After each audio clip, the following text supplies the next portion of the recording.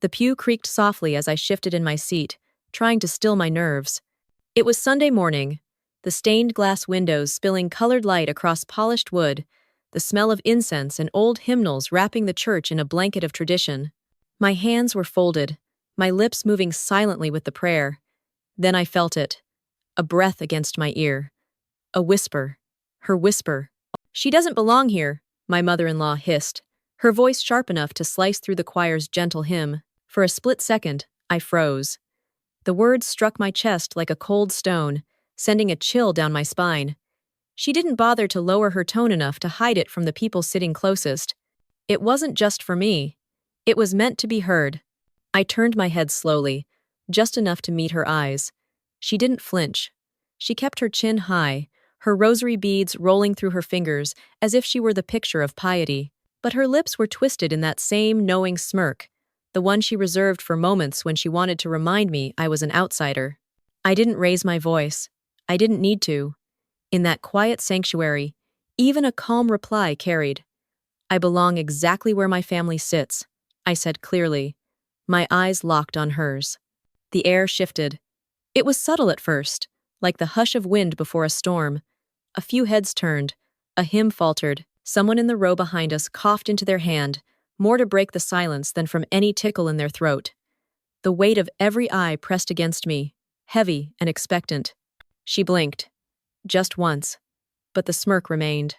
I let the words hang there, crisp as stained glass, before I turned back toward the altar.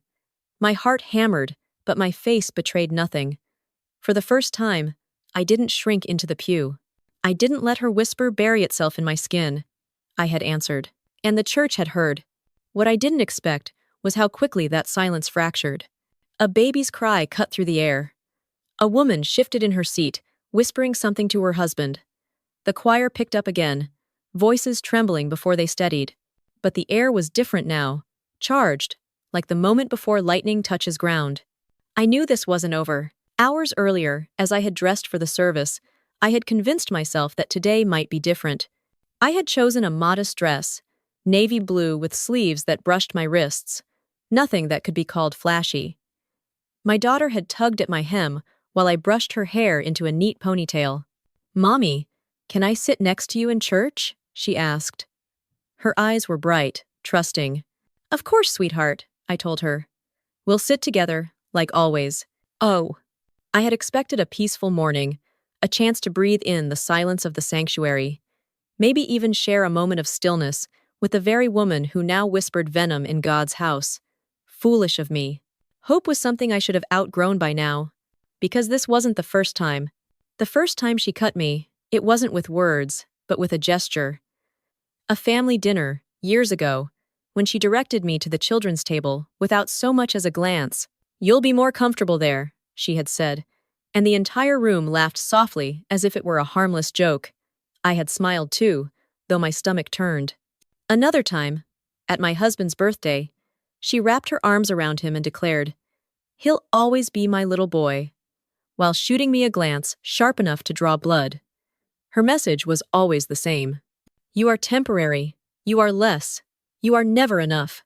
And yet, here I was, still showing up, still hoping, still sitting beside her in church, where the marble floors reflected the light of candles, and where forgiveness was supposed to mean something. The whisper today wasn't new, but my answer was. I caught my husband's profile out of the corner of my eye. He sat on my other side, his jaw tight, his hands clasped, pretending not to notice, pretending the world wasn't trembling in the space between his wife and his mother. It wasn't entirely his fault. He had been raised on her voice, her rules, her definitions of loyalty. To him, silence meant peace. But to me, silence had always been surrender. So I had spoken. And when I did, I saw something flicker across his face. Guilt, maybe, or recognition. I wondered how much longer I could keep playing this role, the good daughter-in-law who swallowed every sting. The woman who laughed at cruel jokes, who accepted being erased from family photos, who sat in the shadows while others claimed the light. My hands trembled slightly against the wood of the pew. I curled them into fists. The priest began the homily, his words echoing about love, forgiveness, unity. They were meant to heal, but they only deepened the wound.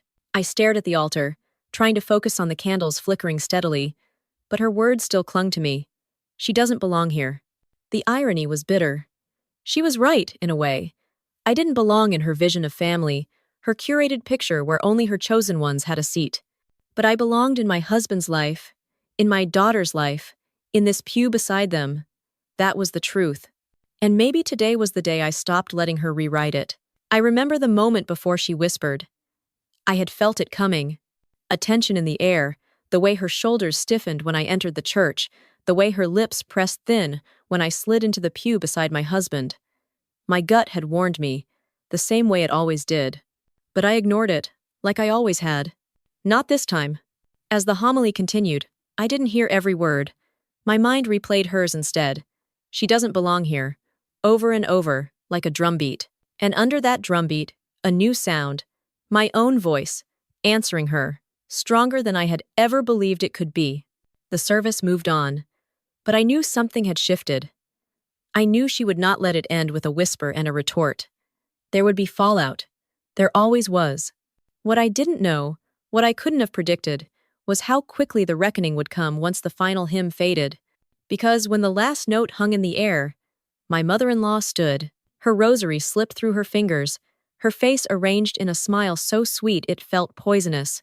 She turned toward the congregation, and in that moment, I realized the real battle hadn't even begun. The final hymn ended, and the last notes still floated in the air like smoke when she rose from the pew. My mother-in-law straightened her back, smoothing her skirt with a practiced hand. The smile on her face was polished, sugar-coated, meant to reassure the people around us that she was every bit the gracious matriarch. But I knew that smile. I had lived under it for years. It was a mask that hid the sharpest blade. The congregation began to shift. People coughed softly, shuffled hymnals back into racks, reached for coats and purses. My husband adjusted his tie, his movements stiff, like he was preparing for a storm. Our daughter clung to my hand, tugging at my sleeve as if to ground me. Her small fingers were warm, steady, reminding me why I was here, why I kept enduring the slights and the whispers. I had imagined this morning so differently. When I dressed hours earlier, I thought of nothing more than sharing a quiet family moment. A walk into the church together, candles flickering, our child kneeling beside us as the choir's voices rose to the rafters. I thought of peace. I thought of belonging. I thought of what Sundays used to mean, before marriage tied me to a woman who treated me like an intruder in her kingdom. Instead, I found myself staring at the back of her head as she moved down the aisle, pausing to shake hands, offering hugs, receiving compliments for her lace hat and her devotion. The same lips that whispered poison into my ear minutes earlier now stretched into warm greetings. It was theater, and everyone applauded her performance. I stayed seated, gathering myself. My daughter whispered, "Mommy, are we going home now?" Her eyes searched mine, wide and uncertain. I forced a smile. "Soon, sweetheart. Just a few minutes." Behind me, a pair of elderly women whispered. I caught fragments. "Did you hear?" In the middle of service. Their voices trailed off when they noticed me glance back. They looked away quickly, but not before I saw the flicker of curiosity in their eyes. My mother-in-law had wanted an audience, and she had one. I should have expected it. This wasn't new. She had humiliated me before, though always wrapped in a veil of subtlety. At birthday parties, she'd make remarks about how I wasn't raised with proper manners. At family dinners, she'd compare my cooking to hers, praising herself while smiling sweetly at me across the table. It was never enough for her to simply dislike me in private. She needed witnesses. She needed to prove that I was less, and that she, by contrast, was more. But today felt different. Today, she had chosen God's house as her stage. I thought of the stained glass window above the altar, sunlight streaming through the colored panes, casting red and blue shadows across the floor. The words of forgiveness and love that had been spoken minutes earlier still lingered. Yet, here we were, trapped in her petty war. The sacredness of the place only made her cruelty more jarring. My husband leaned closer, his voice low, almost trembling. "Not here, please, not in church." I turned to look at him. His eyes avoided mine, fixed on his clasped hands.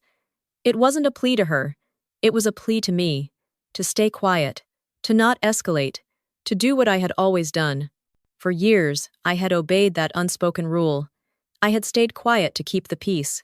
I had swallowed every insult, smiled through every slight, pretended I didn't notice when she rearranged family photos to push me to the corner, or when she introduced me at gatherings without mentioning I was his wife, only the mother of his child. But something had shifted when she whispered those words this morning. Something inside me snapped and rearranged itself. She doesn't belong here. The more I replayed it, the more absurd it became. I had walked into this church with my husband, with my daughter, with the family I built. I sat on the pew, sang the hymns, prayed the prayers. If I didn't belong here, then who did? The question echoed in my chest. As the congregation thinned, I rose. My knees felt heavy, but my spine straightened with a resolve I hadn't felt before. I squeezed my daughter's hand and led her down the aisle. My husband followed a step behind, his silence a cloak I no longer wanted to wear. At the church doors, my mother-in-law was already surrounded by a small cluster of people. She laughed at something a neighbor said, her hand resting lightly on the woman's arm. Then, she noticed me approaching. Her eyes flicked to mine, just for a second, and I saw it, the spark of warning, the challenge. She expected me to pass quietly, to nod politely, to vanish into the background as always. Instead, I stopped. "Thank you, Father," I said to the priest who stood nearby, shaking hands with parishioners. My voice was steady, clear enough for the circle around my mother-in-law to hear. It was a beautiful service, a reminder that love and acceptance are not just words, but actions. The priest nodded, perhaps not catching the edge in my tone, but others did. Heads turned. Conversations paused.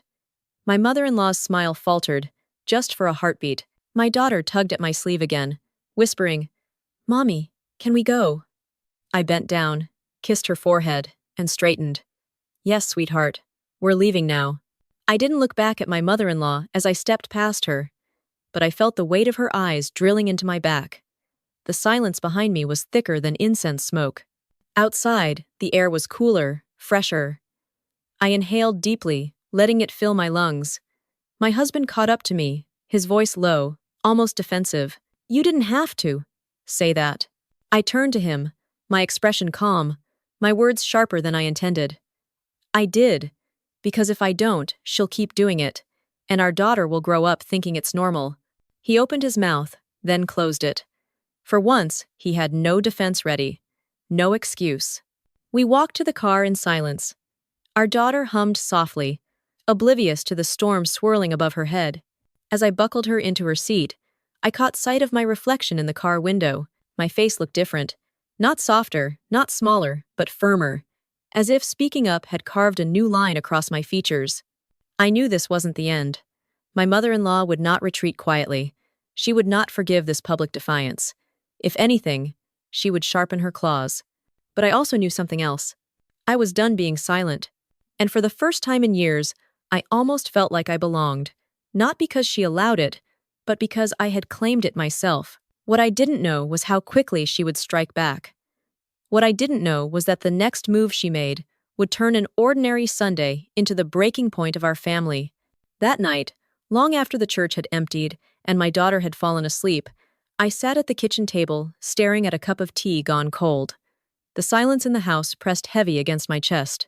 My husband was in the living room, pretending to watch television, though the screen flickered with a show he wasn't really following. I knew his mind was still back in that pew, still stuck between me and his mother. It wasn't the first time she had whispered that I didn't belong. It wasn't even the cruelest thing she had ever done. But something about the way she chose to do it, in God's house, surrounded by neighbors and friends, stripped me bare. It wasn't just an insult, it was a declaration. And declarations always had history behind them. The first time I felt the edge of her disdain was the day we got engaged. My husband had slipped the ring on my finger in a quiet park, under the shade of an old oak tree. I was still glowing when we drove to his parents' house to share the news. His father hugged me warmly.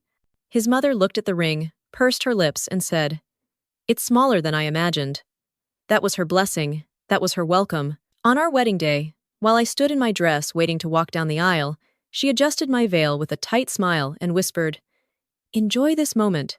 You'll never be more important to him than you are now. I had laughed nervously, thinking maybe she was joking, but the look in her eyes told me otherwise. After the wedding came the dinners.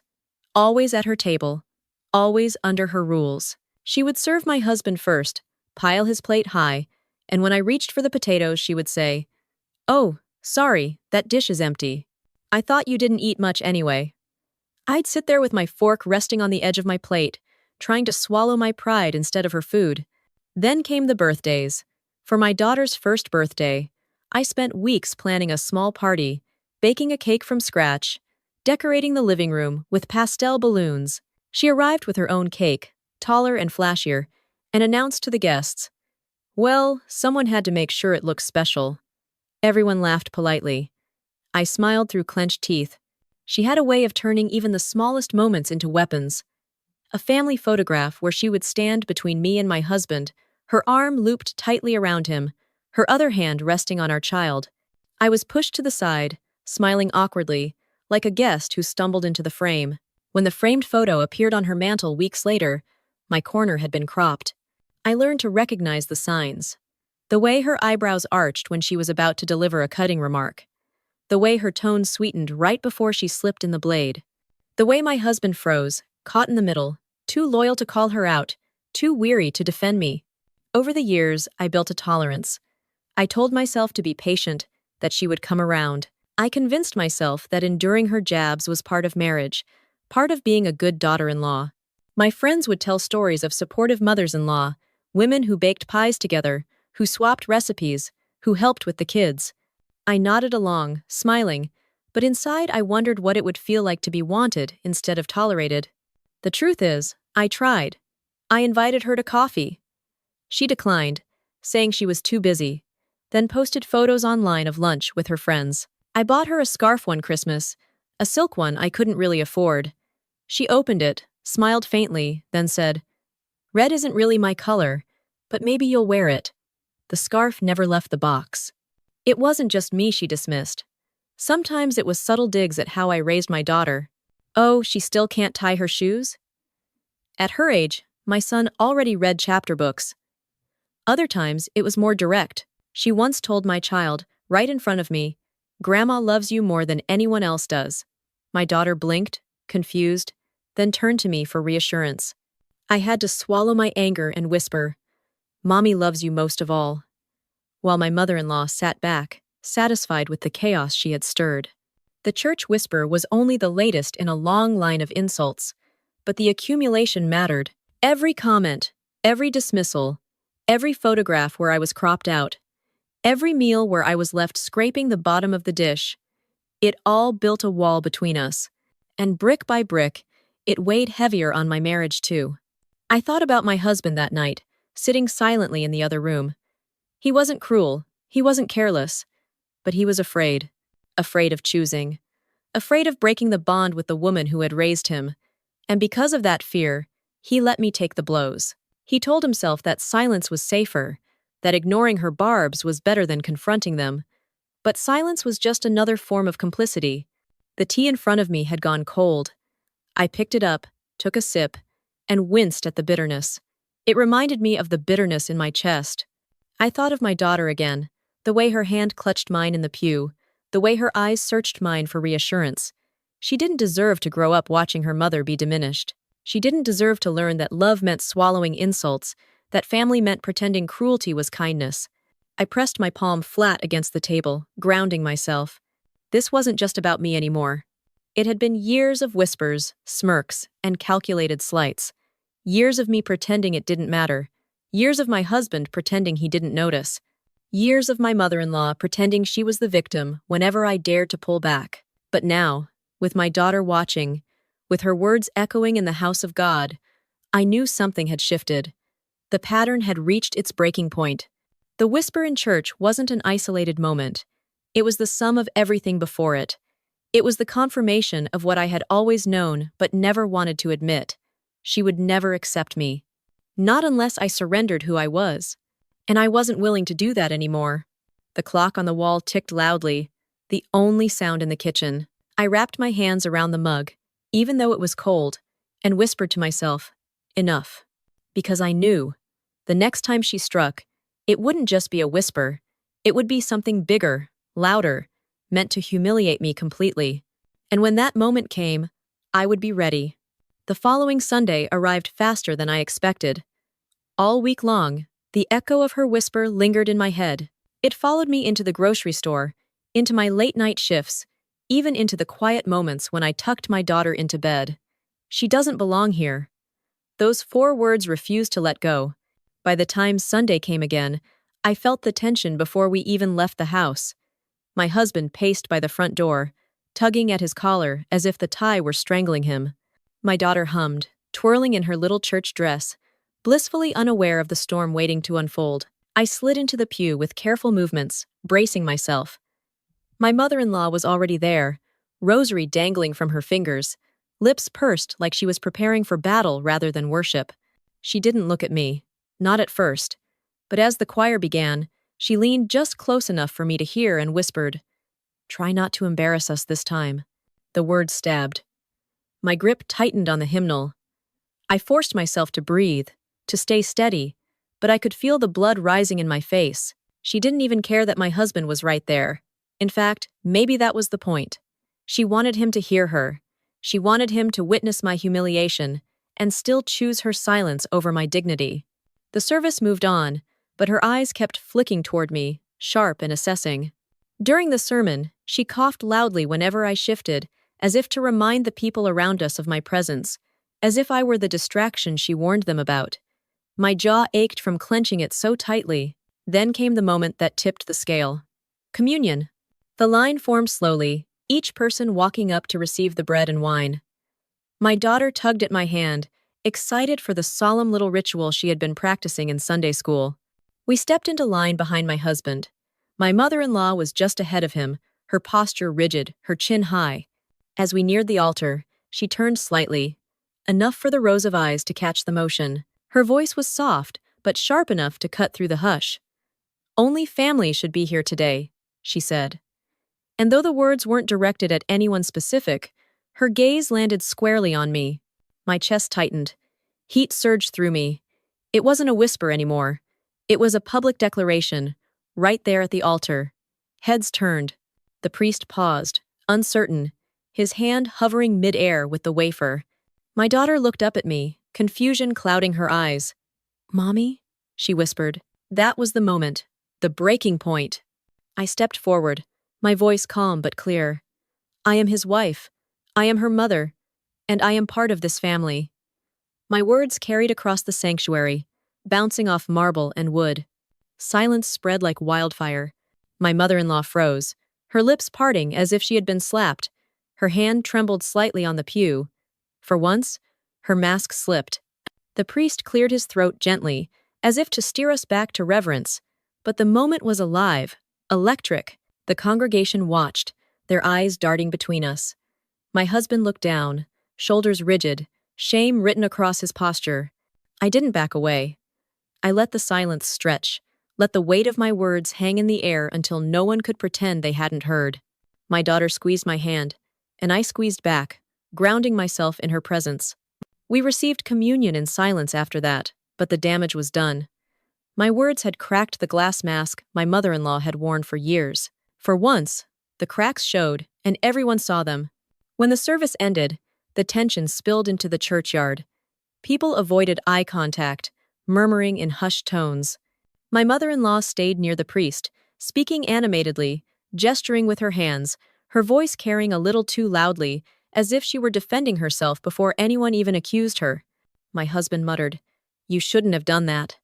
His tone was low, his eyes fixed on the ground. I turned to him. "Shouldn't have defended myself? Shouldn't have defended our daughter? How long do you expect me to stay silent?" He didn't answer. He couldn't. His silence was its own confession. My mother-in-law approached us then, her steps sharp, her expression carefully composed, but her eyes burning. "That was disrespectful," she hissed, low enough that only we could hear. "You embarrassed this family in front of the whole congregation." I met her gaze, my own voice steady. "Number, I revealed the truth. You did the rest." Her nostrils flared. For a second, I thought she might actually raise her hand, but she didn't. She straightened her shoulders, turned sharply, and walked away, her heels striking the pavement like hammer blows. I stood there in the sunlight, my daughter still clinging to my hand. My body shook, not from fear, but from release. Years of swallowed words had finally broken free. The whispers around us swelled, some sympathetic, some judgmental, all of them proof that the line between us had been drawn in permanent ink. As we walked to the car, my daughter skipped beside me, humming as if nothing unusual had happened. But I knew. We had crossed into new territory. For years, she had whispered. For years I had endured. But now, I had spoken. And once the silence breaks, it can never be pieced back together the same way again. What I didn't realize then was that the reckoning hadn't even started. My mother-in-law wasn't finished. She would turn this moment into a weapon sharper than any whisper, and she would use it in ways I hadn't yet imagined. That afternoon, the phone wouldn't stop buzzing. Calls from numbers I half recognized, texts from relatives who hadn't spoken to me in months, even a long message from my husband's aunt, filled with vague words like family harmony and think of your daughter. It was clear. The story of what happened in church had spread faster than wildfire. I sat on the couch, scrolling through the messages, my jaw tight. They weren't asking what had actually been said. They weren't asking about the whisper that started it all. They wanted to know why I had caused a scene. My mother-in-law had already twisted the story into her version. By evening, she came to our door. She didn't knock timidly. She banged, sharp and deliberate, until the frame rattled. My husband hesitated, glancing at me, then opened the door. She swept in like she owned the place, clutching her purse like a gavel. "Do you have any idea?" she began, her voice already trembling with manufactured outrage. "What you've done to this family's reputation?"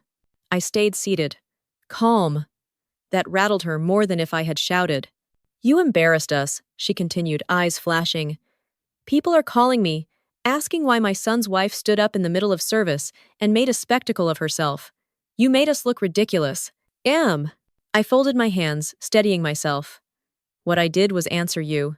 You chose the place, the timing, the audience. I only chose not to be silent anymore." Her mouth fell open. For once, she was the one who looked unsteady. My husband stepped between us, his voice low. "Mom, maybe this isn't the time." She cut him off. She needs to understand. You don't talk back to me in church. You don't shame your family in front of everyone. I raised my son better than this." I rose then, slow but deliberate, meeting her glare. My words came out even, each syllable like a stone laid carefully in place. "You didn't raise me. You don't get to rewrite the truth. You whispered that I didn't belong. I do. And everyone heard it. That's not on me. That's on you." The room went silent. My daughter peeked from the hallway, wide-eyed, sensing the tension but not the meaning. I motioned for her to go back to her room. She obeyed, though she kept the door cracked just slightly. My mother-in-law's cheeks flushed crimson. She clutched her rosary like it might save her. "You'll regret this," she spat. "One day, when you've torn this family apart, you'll regret every word." I took a breath, feeling my pulse pound, but I didn't falter. "Maybe, but at least those words will be mine, not your whispers." She turned sharply, her heels clicking against the floor, and stormed out. The door slammed so hard the frame shuddered. For a long moment, the house was silent. My husband stood frozen, staring at the door as if expecting her to reappear. I sank back into the couch, every muscle in my body trembling with the release of years of restraint. Finally, he spoke. "You didn't have to." He stopped, ran a hand over his face. "I mean, you could have handled it differently." I laughed softly, bitterly. "Differently? You mean quietly, silently, like always." End quote. He didn't answer. He couldn't. That night, I barely slept. Every time I closed my eyes, I heard her voice again. Not just the whisper in church, but every comment, every dig, every moment she had reduced me. My mind replayed them like a reel, each one sharper now that I had finally said something back. The next day, my phone rang again. This time, it was the priest. His tone was gentle, diplomatic. He said he hoped everything could be resolved, that church was a place of unity. I listened quietly, thanked him for calling, and hung up. I could hear the undertone in his voice. My mother-in-law had already spoken to him. She had painted herself as the victim. The following Wednesday, at Bible study, whispers followed me. A woman who had always shared recipes with me now avoided my eyes. Another offered a stiff smile and moved seats. My mother-in-law sat proudly at the center of the group, her head tilted just so, as though she had survived some great injustice. But there was something else too. A few people looked at me differently. Not with scorn, but with curiosity. Maybe even respect. They had heard her whisper. They had seen the way she tried to erase me. And maybe, just maybe, they understood. That gave me strength. By Friday, the fallout had spread into family circles. A cousin called, asking if I was really leaving the family over something so small. Small. That word burned. To them, it was just a moment. To me, it was years of being diminished boiled into one final insult. That evening, my husband came home later than usual. He sat down heavily, not meeting my eyes. "Mom says she's not coming this Sunday," he muttered. I looked at him carefully. "Good. Maybe it will be quieter." He flinched. "She's hurt. She thinks you don't want her around anymore." I set down my book, leaned forward. "She doesn't want me around. And she made sure everyone knew it. Are you finally seeing that?" His silence stretched long, but I saw something shift in his expression. A crack. Doubt. Maybe realization. The weekend loomed heavy. I knew she would strike again. Women like her didn't retreat quietly. They regrouped, planned, and came back sharper. I walked through the house that Saturday, tidying toys, folding laundry. But inside I was bracing. My body knew what my mind wouldn't admit. The next blow was coming. And when it did, I would need to be ready, because the whispers had ended. This was war spoken out loud. Days turned into a week, and a week stretched into nearly a month. The house felt quieter than it had in years. No surprise visits, no passive-aggressive phone calls, no unexpected knocks at the door that made my stomach twist. My mother-in-law had gone silent. At first, I didn't trust the quiet. Silence in her hands was never peace. It was strategy. She had mastered the art of waiting, of letting time soften memories until people forgot the sharpness of her cruelty. Then, just when you thought the storm had passed, she would appear again, smiling sweetly, as if nothing had ever happened. But this time, the silence stretched. My husband tried to fill it with excuses. "She's embarrassed. She just needs time. She's probably waiting for the right moment to apologize." I nodded but didn't believe it.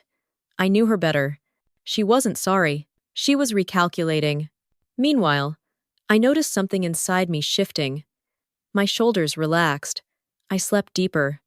I laughed with my daughter without the constant weight of worry pressing on me. For the first time, I felt like my home truly belonged to me, not like a stage where I rehearsed how to survive her next attack. One evening, I sat with my daughter on the porch as the sun dipped low, painting the sky in streaks of pink and orange. She leaned against me, her head warm on my arm. "Mommy," she said softly, "are we going back to church with Grandma?" The question caught me off guard. I hesitated, then answered carefully. "We're still going to church. But whether Grandma sits with us, that's up to her." She frowned, considering that, then nodded. "I like it better when you sit next to me anyway." Her words landed heavier than she could have known. In that moment, I realized how much she had been watching, absorbing the way her grandmother treated me. She noticed. Children always do. And what I allowed would shape what she believed about love, respect, and her own worth. That night, I made a quiet promise to myself. I would never let her grow up thinking silence in the face of cruelty was strength. I would show her that boundaries could be love too. 2 Sundays later, my mother-in-law returned. She walked into church as if nothing had happened, head high, pearls around her neck, her smile fixed like porcelain. Whispers followed her. People noticed the weeks she had been gone. But she carried herself as though she had been the one wronged, as though she had endured some great injustice.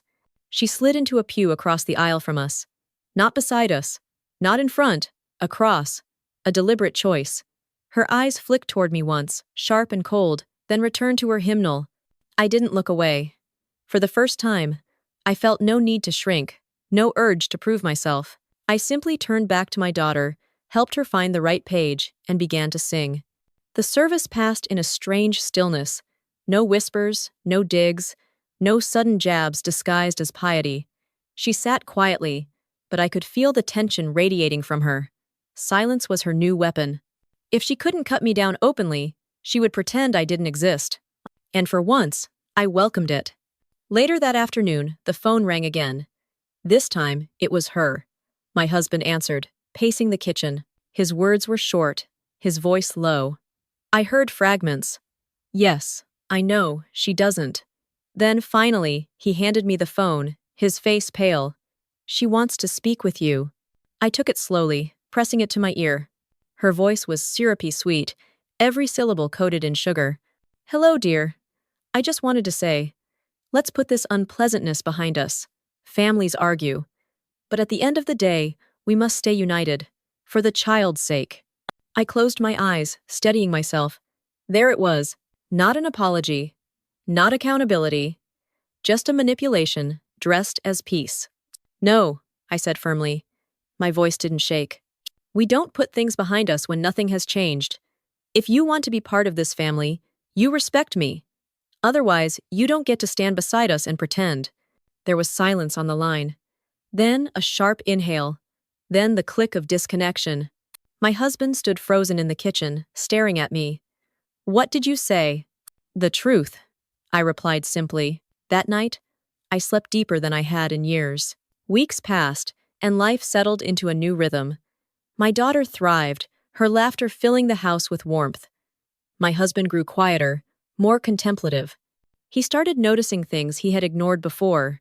The way his mother's compliments always had an edge. The way her smiles often came at someone else's expense.